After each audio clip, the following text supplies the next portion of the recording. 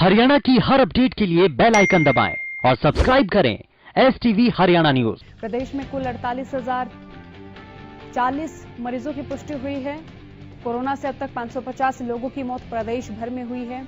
इसी के साथ एक ही दिन में कोरोना के 887 नए मामले सामने आए हैं। 12 लोगों की मौत हुई है और फरीदाबाद से 107 नए मामले सामने आए। गुरुग्राम से 97 नए मामले सामने आए हैं।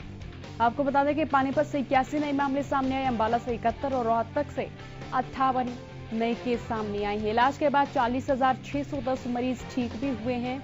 रिकवरी रेट भी अच्छा खासा माना जाए। हरियाणा में कोरोना के कुल 48,040 मरीजों की पुष्टि। और चलिए अब प्रदेश की स्थिति का जायजा लेने के लिए रुक कर लेते रतिया की, जहां से हमारे संवाददाता अशोक ग्रोवर हमारे साथ लाइव बने हुए हैं। अशोक, आप बताएं, आपके क्षेत्र में कोरोना का कहर किस तरह से जारी है? आंकड़े जो लगातार बढ़ रहे हैं, क्या कारण माने?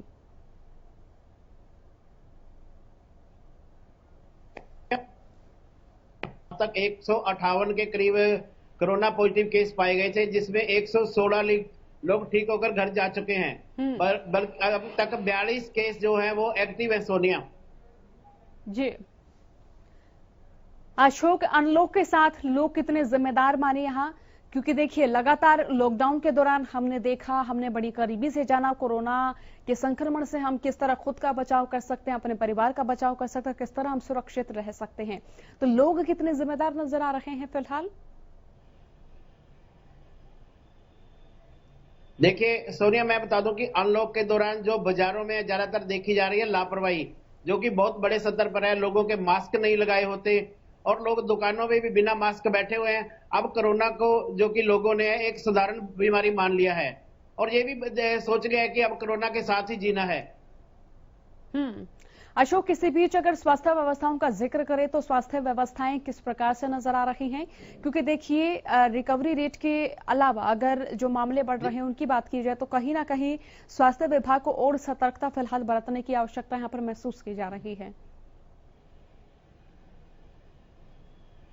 देखिए, रतिया में शुरू से ही कोरोना को लेकर स्वास्थ्य विभाग पूरी तरह अलर्ट रहा है। जो होम क्वारंटाइन किए गए हैं उनको भी समय समय पे उनका इलाज किया जा रहा है और जो ज्यादातर केस रतिया से हैं वो अग्रोहा मेडिकल भेजे गए थे या फतेहाबाद में भेजे गए थे, जो कि स्वस्थ होकर घर आए हुए हैं। अशोक, कोरोना के विपरीत अगर आम जनजीवन की बात करें, बात अगर किसानों की करें तो लगातार वो अध्यादेशों का विरोध भी करते हुए नजर आए। फिलहाल क्या प्रतिक्रिया है? देखिए, जो 3 अध्यादेश सरकार द्वारा लागू किए जाने हैं उसका लेकर किसान जो है वो विरोध कर रहे हैं पिछले काफी दिनों से। वहीं दूसरी तरफ मैं बता दूं सोनिया कि आज जो सुबह बरसात हुई है उससे पूरे शहर में पानी भर गया है, मेन बाजार के अंदर। और जो वार्ड नंबर 3 है उसमें पानी काफी भर गया है, जिसको लेकर निकालने में लोग अपने स्तर पे जुटे हुए हैं। आज नगर पालिका को भी मिलेंगे। चलिए, बहुत बहुत शुक्रिया अशोक तमाम जानकारी के लिए। अब रुख कर लेते हैं हमारे संवाददाता हर्ष की ओर, जो कि फोन लाइन से हमारे साथ जुड़े हुए हैं। हर्ष, आप भी बताएं, आपके क्षेत्र में कोरोना का कहर किस तरह से जारी है? कितने आंकड़े फिलहाल सामने आए हैं?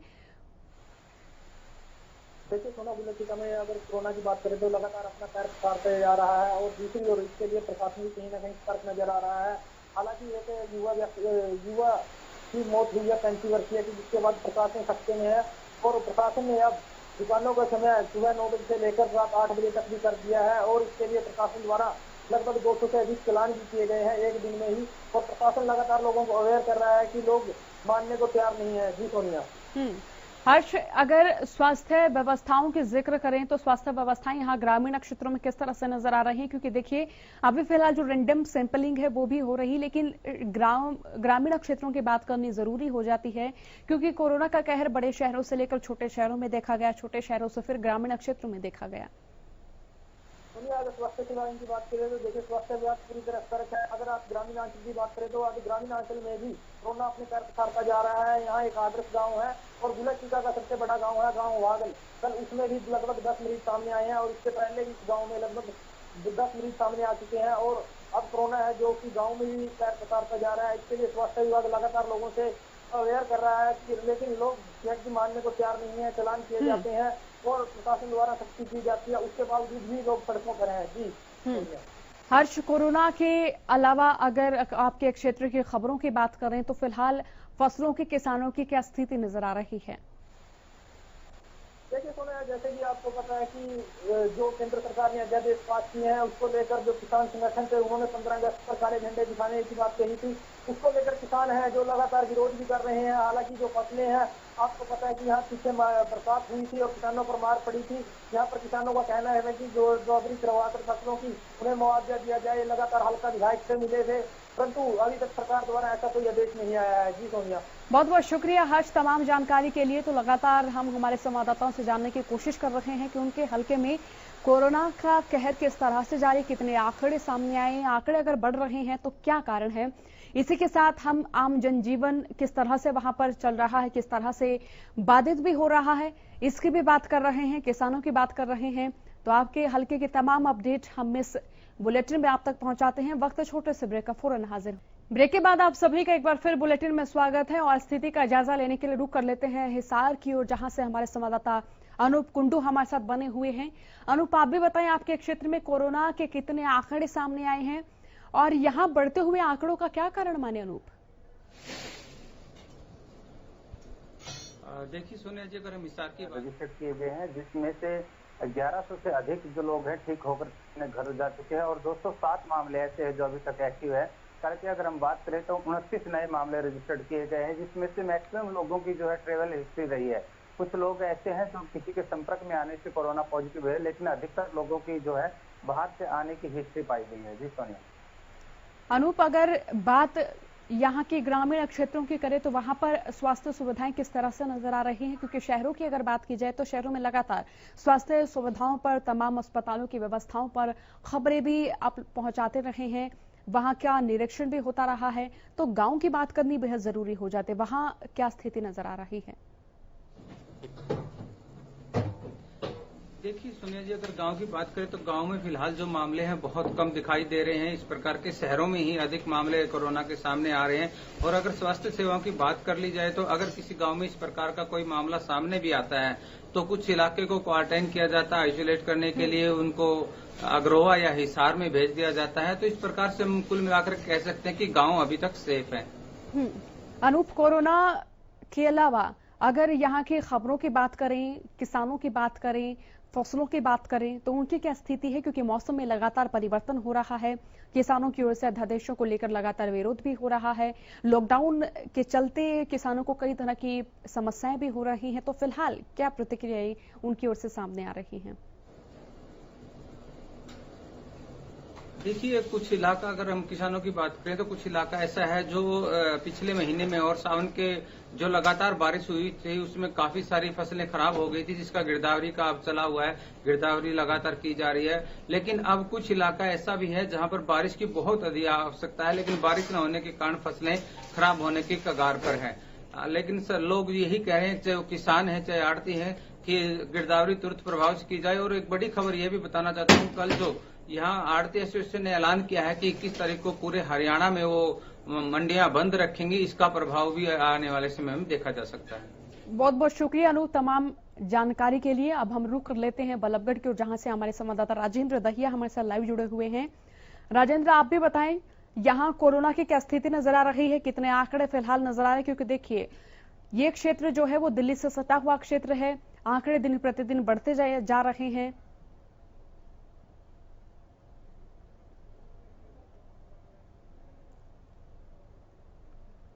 राजेंद्र, लगातार कोरोना के आंकड़े आपके क्षेत्र में बढ़ रहे हैं, क्या कारण माने इन बढ़ते हुए आंकड़ों का?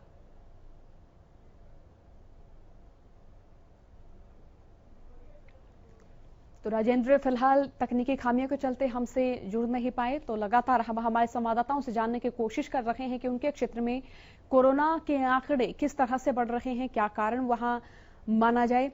इलाज के बाद प्रदेश भर में 40,610 मरीज ठीक भी हुए हैं। इसके साथ ये भी बता दें कि हरियाणा में कोरोना के कुल 48,040 मरीजों की पुष्टि हुई है और अब तक प्रदेश भर में 550 लोगों की मौत कोरोना संक्रमण के चलते हुई है। राजेंद्र दहिया हमारे साथ लाइव जुड़ चुके हैं बल्लभगढ़ से। राजेंद्र, आप अपने क्षेत्र में कोरोना के आंकड़ों से मुखातिब कराएं, बताएं कि लगातार जो आंकड़े बढ़ रहे हैं उनका क्या कारण माना जाए।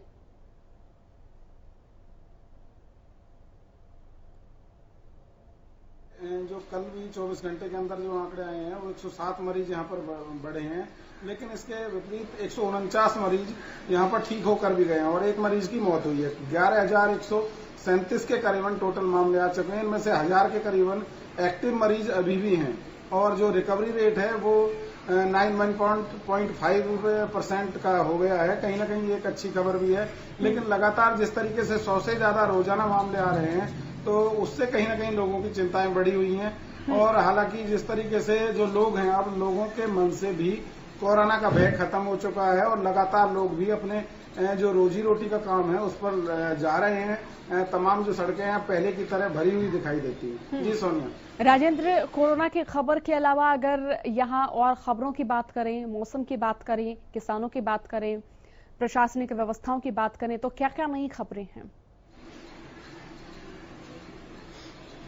देखिए, सबसे बड़ी जो समस्या आज की डेट में यहाँ पर दिखाई देती है सोनिया, तो वो रोजगार को लेकर दिखाई देती है। कहीं ना कहीं रोजगार को लेकर लोग परेशान हैं और तमाम जितने नेता हैं उनके पास भी बायोडाटाओं के ढेर लगे पड़े हैं, क्योंकि जितने युवा हैं वो बेरोजगार नजर आते हैं और लोग जिनके काम छूट गए हैं वो भी कहीं ना कहीं अपने काम की तलाश में भटकते हुए हैं। आज की डेट में अगर बात करें तो सबसे बड़ी जो समस्या है लोगों के लिए रोजगार की पैदा हो गई है। बहुत शुक्रिया राजेंद्र तमाम जानकारी के लिए। तो अब हम रुक कर लेते हैं कालावाली की ओर, जहां से हमारे संवाददाता जगदीश प्रजापति हमारे साथ लाइव जुड़े हुए हैं।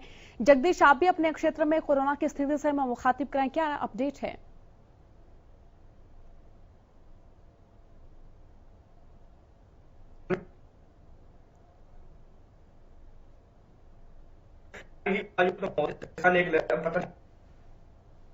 साढ़े 6 बजे तक खोल पाएंगे।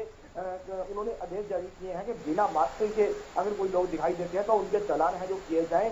संडे और सैटरडे को जो है दुकानें जो है बंद की जाएगी। कोरोना जो दिन प्रतिदिन मरीज बढ़ते हैं उसको लेकर आदेश जारी किए गए हैं। जी सोनिया। जगदीश, कोरोना की अगर यहाँ ग्रामीण क्षेत्र में बात करें तो कई ऐसे जिले हैं जहां ग्रामीण क्षेत्र में कोरोना का कहर देखने को नहीं मिल रहा है, तो आपके यहाँ ग्रामीण इलाकों की क्या स्थिति है? सोनिया, अगर ग्रामीण इलाकों की बात करें तो कहीं ना कहीं ग्रामीण हिस्ट्री में एक दो हर गांव में जो मरीज है एक दो जो आजकल पॉजिटिव जो आते नजर आ रहे हैं। गांव में भी जो कोरोना है वो पाव पसार रहे हैं, लेकिन गांव के जो लोग हैं, अगर गांव की स्थिति की बात करें तो गांव के लोग जो इस कोरोना को लेकर बिल्कुल भी भयभीत नहीं है। वह बिना मास्क और बिना जो इंतजाम के आम पंडालों में बैठे हुए नजर दिखाई दे जाते हैं। जी सोनिया, बहुत बहुत शुक्रिया जगदीश तमाम जानकारी के लिए। तो हल्का हलचल में हमने आपके हलके में कोरोना का कहर किस तरह से जारी है, किस तरह से आंकड़े बढ़ रहे हैं, क्या क्या सावधानियां आपको बरतनी होंगी, ये तमाम जो बातें हैं वो हमारे संवाददाताओं के जरिए जानी। तो हमारे इस बुलेटिन में फिलहाल के लिए इतना ही। बने रहिए हरियाणा न्यूज के साथ। नमस्कार।